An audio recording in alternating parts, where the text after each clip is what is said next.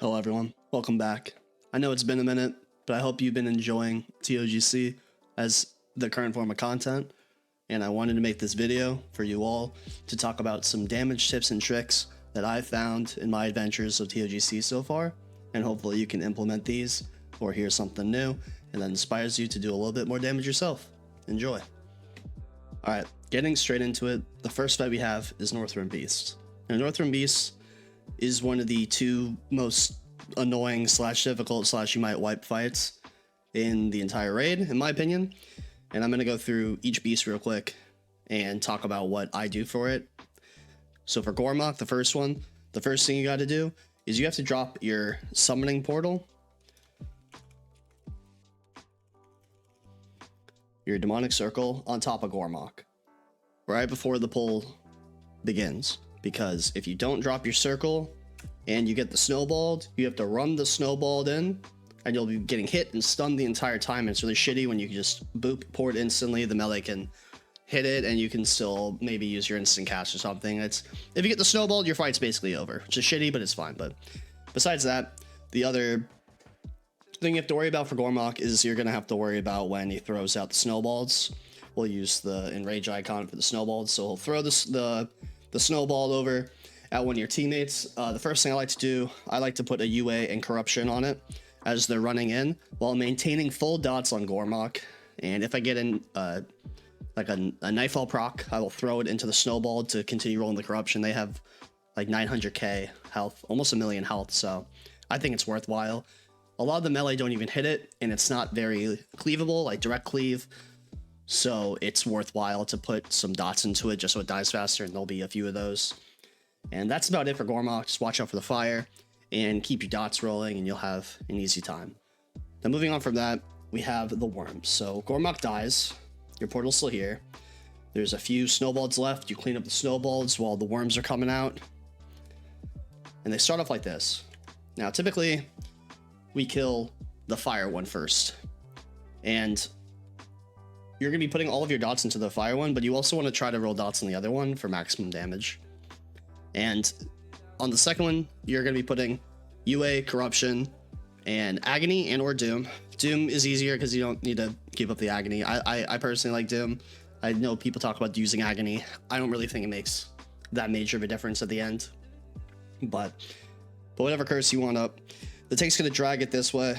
You have to, obviously, if you get the poison, you know, you get the paralytic toxin, which is really shitty. You're going to have to boot it into the tank and try to get it off. But rolling corruption and UA and your like agony on the main target and doing the off target the entire time is what you're going to ideally have to do. And I think it's very manageable. But this phase is pretty straightforward. There's not a lot of min-max to be done outside of rolling your dots on both of them while they're alive and then swapping to single target once one of them dies. But you get the gist. Now Ice Howl comes out, and there's a weak ore floating around that I don't have right now or I'd share with you, where if you doom Ice Howl at a certain time, when Ice Howl goes into the middle and does his crash where he flings everybody against the wall and you're stunned, and then he charges, and then he takes his 100% extra damage, you can have your doom go off, and you can get the 100% damage done with your doom. So I would definitely recommend dooming Ice Howl for that big 100% damage doom. But Ice Howl is a very straightforward fight. Maybe you get lucky and the second crash happens at 25% when your cooldowns are up. But I would recommend popping your cooldowns at the start of Warlock, the start of the worms, and then hopefully during 100% here. This fight's usually 5.5, 6 minutes, and it'll be longer if your DPS is slower. There's a lot of RP involved, but that's about it for Northrend Beasts. Anything else I learned, obviously I'm going to drop in the comments below. I'm going to say that now, and I'm going to say that at the end of the video. Moving on to Jaraxxus, this is probably by far the easiest fight in the instance. Not even close. And the fight's going to start. Jaraxxus is going to be here. And you're going to be standing probably over here, some area around this, at the star, like around the edges of it. And just gonna be single targeting Jaraxxus, and then the nether portal is gonna come out. Now, what I do for the nether portal, I put a UA and corruption on it. I might throw a shadow bolt or two without letting any of my dots drop off of Jaraxxus himself. And then the succubuses are gonna come out, the maidens, and hopefully you just get 1. If your DPS is slow, you will get 2, which is really shitty. Now, the thing you need to look out for is the mechanic is kind of gimmicky and weird, but they're going to do this Maiden's Kiss. And if you get targeted with a Maiden's Kiss and your DVM blows up in your face, or a weak orb blows up in your face, what you got to do is cast a fire spell. I would recommend having Searing Pain somewhere on your bar keybound. I rebound Searing Pain just for this encounter. And the Searing Pain will lock you out of fire spells. So you can still cast your shadow, but you got to keep a very close eye on when they're casting, so you don't have to deal with that. But besides that, I would just roll corruptions on both of these once the portal is dead. And keep single target rotation on Jaraxxus. These will get cleaved to Kingdom Come. I don't think it's worthwhile putting a full UA on them, but getting the corruption to try to get the eradication proc is very useful, and it will come in handy later down the road when you're trying to reapply your dots. That's one mechanic. The other mechanic is we got our Inferno. The Inferno comes out, it has like 700, 800k health, so it's getting cleaved all hell, so I normally just put a UA and corruption on it because it has to die immediately. And some tanks, by the way, move Jaraxxus to the volcano and to the nether portal, but some of them just stand still. So you definitely got to know your tank, because if they're moving it to, you don't need to put as much pressure onto it. If they're leaving it in place, then you need to put more pressure onto it, because there's going to be a lot less passive cleave happening. But the Inferno eruption is going to summon like 1, 2, maybe 3 of the little guys. Now, if they're all together, like all kind of clumped together, you could seed off of one of these. Little seed of corruption. Seed off one of these, and then it'll hit like all 4 of them, and that's pretty good. But these guys like hop around, so it's hard. Like once this dies, they're gonna be like hopping around doing their little AoE thing.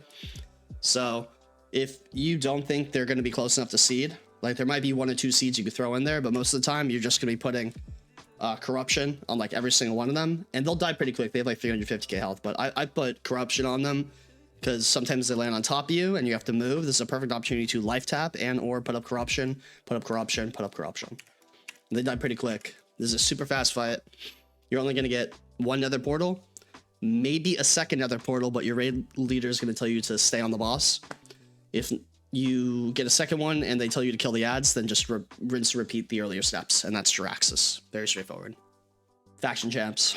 Now, I know this doesn't count on logs, but I want to give you some survival tricks and tips that I've used in the past, and maybe this will help you.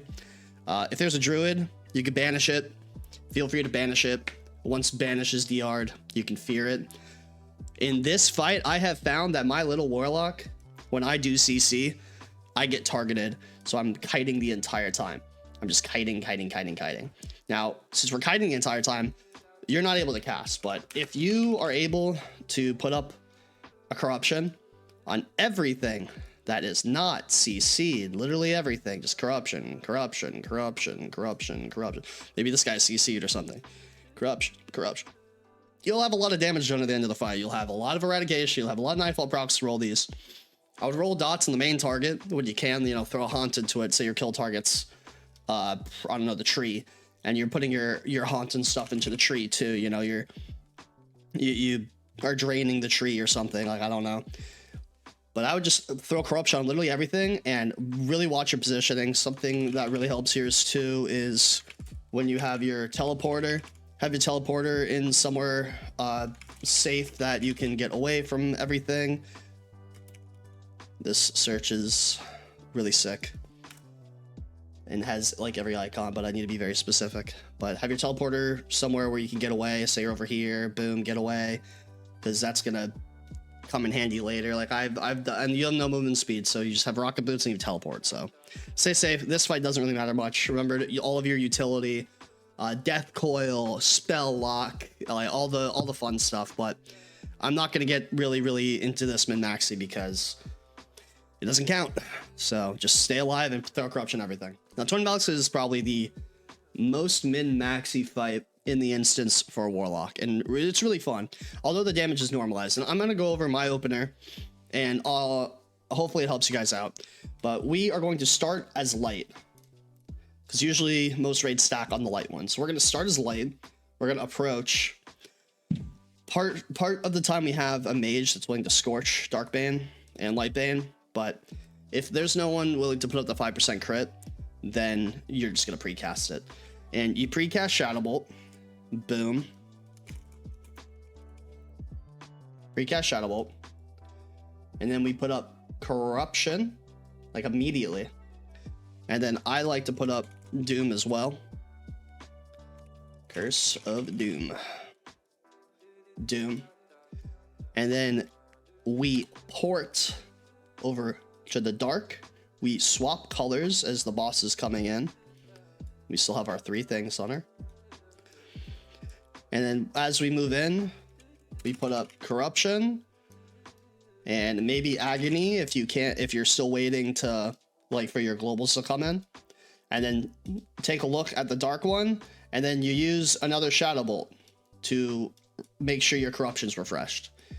And then you put Haunt and UA into the main one, and you're running. So that's what I like to do. I've seen people at the start, they stand here and they put Haunt, UA, Doom, and Corruption into this one before they port, and then do single target rotation on the light one. If they have someone for the 5% crit.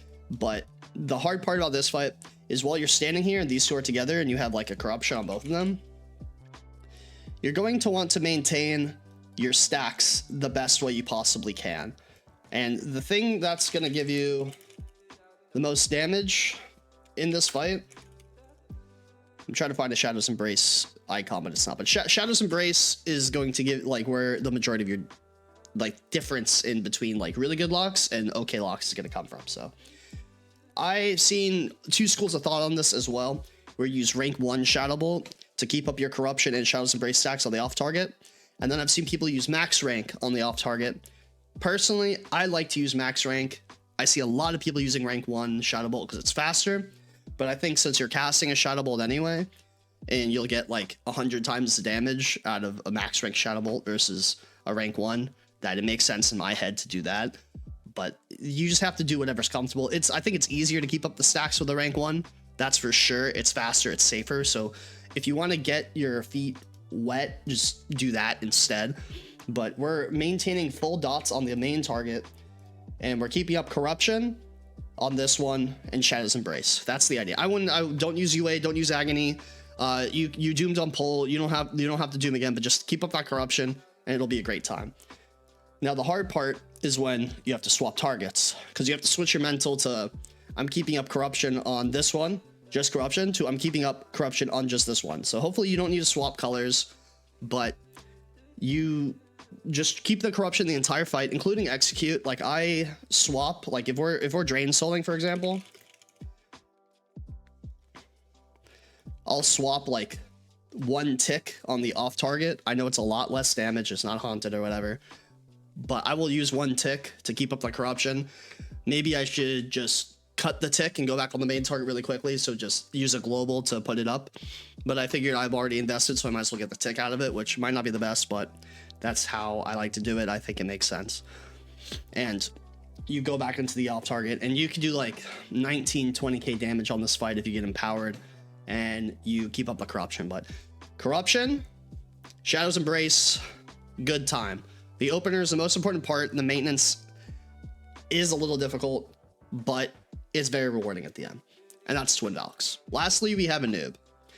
Now, there's a lot of controversy with Anub because there's Warlocks that are just seeding off Anub, and there's Warlocks that are seeding on the ads. Now, the way I like to do it is I think dropping your Corruption on Anub is an awful mistake. And in the VODs and raid replays I've seen, this is the best method, and it's not even close for maximum damage on this fight. Now, I also want to put in a caveat, sub 30% on Anub, if you're putting Corruption on the ads, you are trolling, because it heals the boss more than the damage that you are doing to the ad because of how the Leeching Swarm mechanic works. So sub 30%, if you have to do damage to the ads, I would just seed. I wouldn't bother corruptioning the ads, and I would seed off of the ads, not off of Anub. We want to roll our dots on Anub the entire fight. Haunt, Corruption, UA, Agony. Boom, entire fight. Bam. Now, when you are standing here doing your rotation and the ads are coming in, I would put Corruption on 2 of them that are coming in. You could get them as they're walking in from the side here. Corruption, Corruption, and these 2 have Corruption for Eradication procs. And then the off target, hopefully they're close enough together where your seed can hit all 5, but we don't live in a perfect world, so it's probably going to be a little bit further out where your 1 seed will only hit these 3. But I would just seed, and then your Corruption falls off. We don't bother refreshing it. We just, maybe if these are too high, seed, and then these 4 will die. And then you still have your Corruption on Anub, and everyone's a happy camper, okay? And that's kind of the main source of big Anub damage that I wanted to cover. Now, when Leeching Swarm happens at sub 30%, I wouldn't even look twice at the ads. I would just drain into the boss. If you could drain, you're draining. There's no reason to be AoEing at that point. Unless your raid leader really calls for it and you're in an awful place, then you have to swap. But sub 25%, we drain. That's it. Big drain, big dam. And that's about it for Anub. There's not really any super secret like parse tips for this. It's just how much you're healing the boss. Like nature resistance goes a long way on your tanks. Like just survive and hopefully you don't get penetrating cold and somebody kills you. And that's about it for Anub. And that covers the whole raid. That's 5 bosses, but each one is meaningful because we're going to be here for a little while. And I hope you learned something new in this video. Hey guys, thanks for making it to the end of the video.